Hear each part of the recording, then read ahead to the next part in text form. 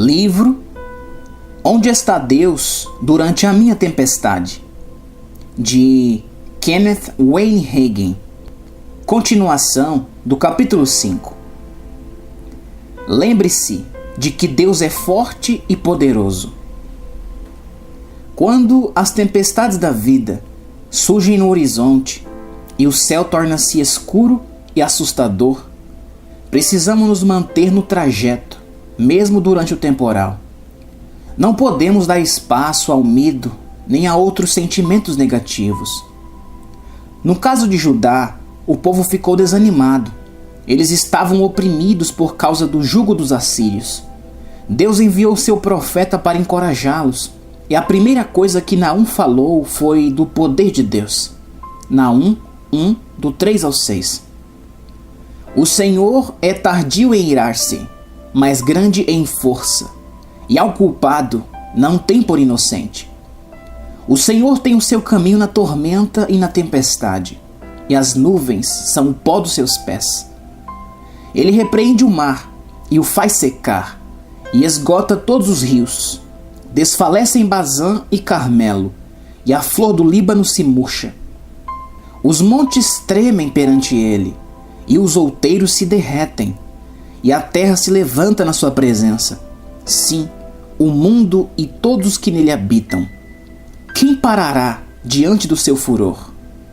E quem subsistirá diante do ardor da sua ira? A sua cólera se derramou como um fogo, e as rochas foram por ele derribadas.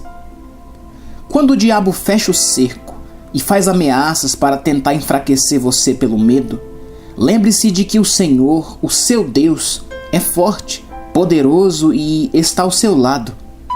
Muitas pessoas concordam que o Altíssimo é grandioso, porém, há quem o veja como se ele estivesse distante da sua vida. Isto é, elas reconhecem o poder de Deus, mas não veem necessariamente essa força agindo ao seu favor. Entretanto, está escrito em Provérbios 18:10: Torre forte é o nome do Senhor. Para ele correrá o justo e estará em alto retiro. O justo pode correr para Deus e encontrar proteção e segurança. Ele identifica o mover de um Senhor forte e poderoso na vida dele. Deus quer que você seja forte nas tempestades. Deus não quer apenas se mostrar forte no seu lugar. Ele deseja que você seja forte em meio às adversidades. A carta aos Efésios declara: Fortalecei-vos no Senhor e na força do seu poder. Efésios 6:10, parte B. Mas como eu faço isso? Talvez você se pergunte. A resposta está no livro do profeta Isaías. Mas os que esperam no Senhor renovarão as suas forças e subirão com asas como águia. Correrão e não se cansarão. Caminharão e não se fatigarão. Isaías 40:31. O que significa subir com asas como águias? A águia é um pássaro majestoso, capaz de chegar à incrível marca de quase 3.000 metros de altitude. Nós cristãos também temos a capacidade de subir e assim ficarmos acima das situações difíceis da vida. As asas das águias são amplas, porém são mais finas nas pontas, em que pequenas penas se separam como dedos. Correntes de ar ascendentes ou termais, bolsões quentes de ar que sobem da terra, permitem que esse animal alcance grandes alturas. A águia só precisa bater as suas asas para voar acima de outra corrente termal. Assim, ela plana sem esforço, conservando energia e mantendo vigor. A maioria das águias pode voar cerca de 240 km por dia, e durante a migração, quase 2 vezes essa mesma distância. O que surpreende nessa ave é a sua atitude no tempo ruim. Ela não se esconde, independentemente da força do vento. Ao primeiro sinal da tempestade, a águia voa acima da turbulência. Ela não sofre passando pelo temporal ou o enfrentando. Ela apenas voa bem alto, aproveitando os mesmos ventos que, a princípio, levaram à intempérie. Esse animal nos ensina lições valiosas. As tempestades chegam para todos, mas quem espera no Senhor se mantém acima delas. Não existe lugar para desesperança, desespero ou derrota. Na verdade, não são as intempéries da vida que nos derrotam. O que determina a nossa vitória é a maneira como reagimos a elas. Nós precisamos ser mais parecidos com as águias e voar bem acima das tempestades. Devemos adorar a Deus, esperar nele durante uma adversidade, ficar a uma distância segura de onde podemos ver os nossos desafios da perspectiva do céu e da vitória. Qual a vantagem em depositar a sua esperança no Senhor e subir com asas como águias? Ganham-se força e persistência, o tipo de vigor e energia que nos possibilita combater as tribulações e alcançar grandes conquistas. Tomando um fôlego. A segunda parte de Isaías 40:31 diz: correrão e não se cansarão, caminharão e não se fatigarão. Você já competiu ou assistiu a alguém competir em uma corrida? De acordo com os corredores de longa distância, em um determinado momento da corrida, acontece a chamada parede do corredor, quando é preciso decidir entre desistir ou tomar fôlego para continuar. Quem avança experimenta uma nova explosão de energia e sente como se fosse capaz de correr para sempre. Na corrida espiritual, as provações e o desânimo podem nos cansar, e assim sentimos vontade de desistir. Todavia, esperar no Senhor e permanecer na sua presença nos traz um novo fôlego. Isso nos capacita a continuar na corrida e a receber as vitórias reservadas por Deus para nós. Aguardar no Altíssimo é ter força para correr e não se cansar, caminhar e não se fatigar. No capítulo 3, falamos de um grupo de israelitas que duvidou do Senhor porque acreditou nas circunstâncias, os gigantes de Canaã, mais do que na palavra de Deus. Deus havia separado aquela terra para o seu povo, mas ele sentiu medo diante da visão dos gigantes. Eles declararam: somos como gafanhotos aos seus olhos. Ver número 13:33. Aqueles homens inseguros esqueceram-se dos milagres de Deus que os levaram à terra prometida. Eles desistiram bem perto de receber a promessa porque, durante um momento de dificuldade, não depositaram a sua esperança no Senhor, nem se lembraram de que Ele é poderoso. Todavia, 2 homens, Josué e Calebe, recordaram-se do poder do Altíssimo, declarando: certamente prevaleceremos contra ela. Números 13:30, parte B. Depois de Deus permitir que uma geração inteira de descrentes israelitas morresse no deserto, aqueles 2 homens marcharam para Canaã com uma nova geração e tomaram posse das promessas do Senhor. Lembre-se de que Deus é bom. Após ter ressaltado o agir poderoso do Altíssimo, o profeta Naum encorajou o povo de Deus ao falar da bondade do Pai. Naum 1:7, NVI. O Senhor é bom, um refúgio em tempos de angústia. Ele protege os que nele confiam. O profeta não se limitou a afirmar aos habitantes de Judá que Deus é bom. Ele lhes disse o significado de ter essa bondade na vida deles. Em essência, Naum assegurou: o Senhor será o seu refúgio e a sua fortaleza nesses tempos difíceis. Ele sempre cuidará de vocês. O profeta encorajou aquelas pessoas não apenas com relação à benevolência do Altíssimo, mas também ao que ele faria pela vida deles. Quando uma pessoa abastada faz doações para entidades filantrópicas, dizemos que ela é uma pessoa boa. Entretanto, se você estivesse passando por uma situação difícil e essa mesma pessoa dissesse: eu quero ajudar você, sua perspectiva mudaria. Você não diria: ele é um homem bom, mas sim: ele é um homem bom para mim. A bondade de Deus só é relevante para as pessoas que acreditam que Ele é bom para elas. Todavia, o simples gesto de enviar Jesus a fim de redimir a humanidade mostra a boa vontade do Criador de ser benevolente para com todos. Quando o anjo apareceu aos pastores no campo e anunciou o nascimento do Salvador, uma hoste celestial apareceu-lhes dizendo: Glória a Deus nas alturas, paz na terra, boa vontade para com os homens. Lucas 2,14.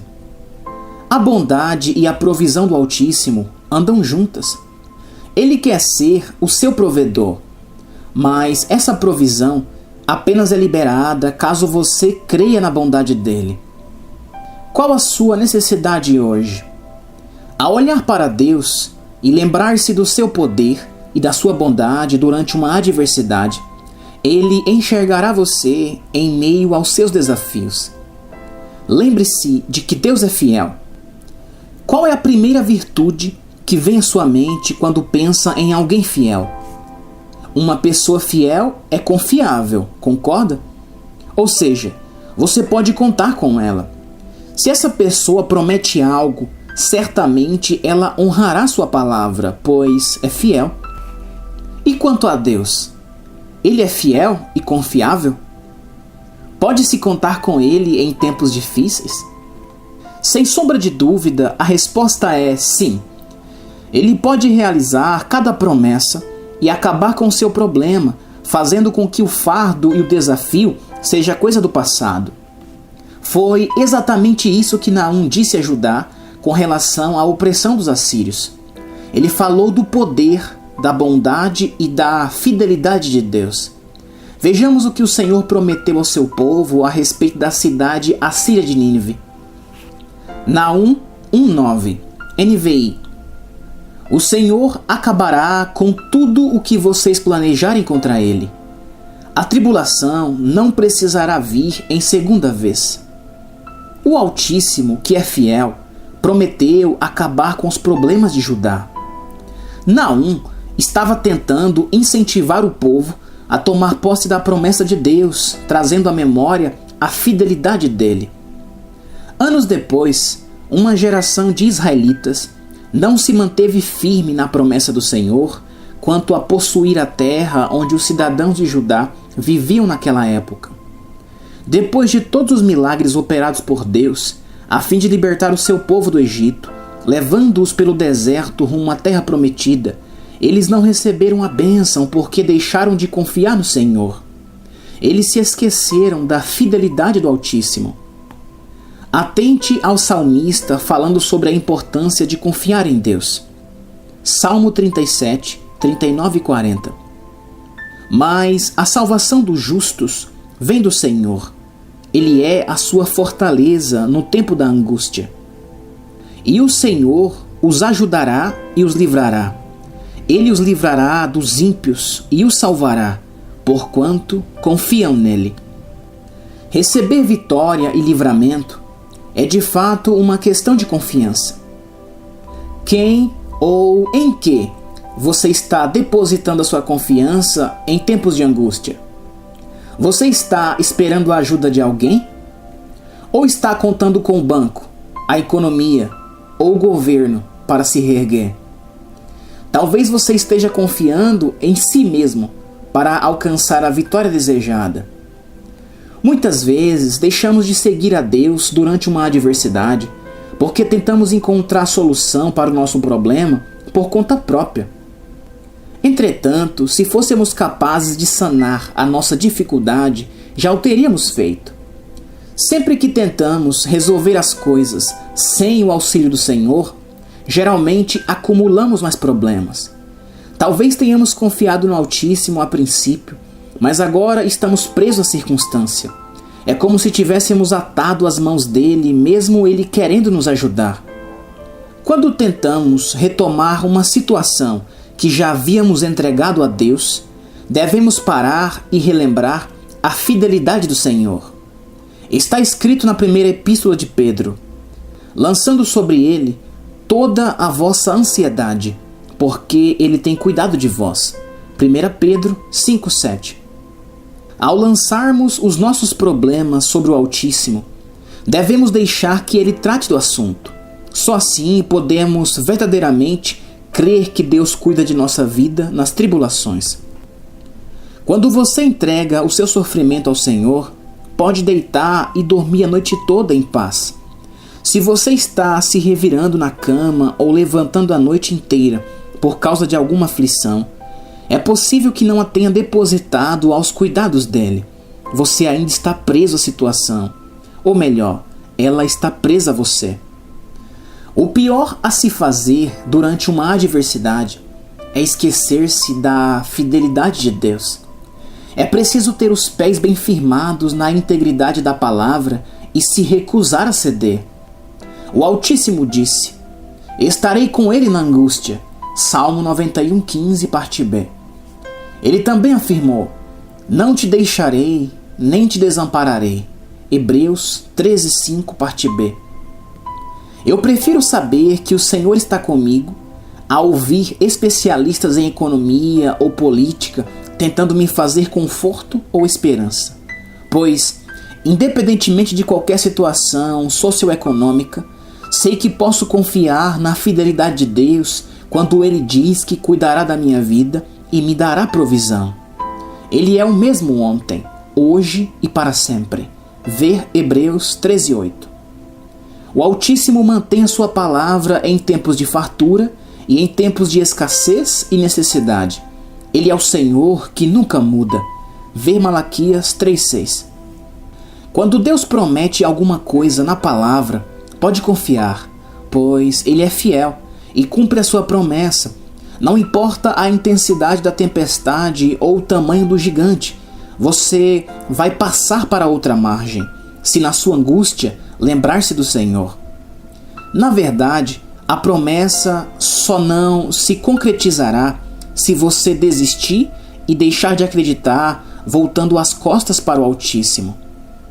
Não precisamos repetir os erros dos filhos de Israel. Durante uma tribulação, devemos pensar em Deus e na sua palavra. Nunca devemos nos esquecer da sua força, do seu poder, da sua habilidade para nos ajudar, nem da sua bondade e disposição para nos socorrer. Por fim, nunca devemos nos esquecer da fidelidade do Altíssimo, porque Ele pode cumprir cada palavra prometida.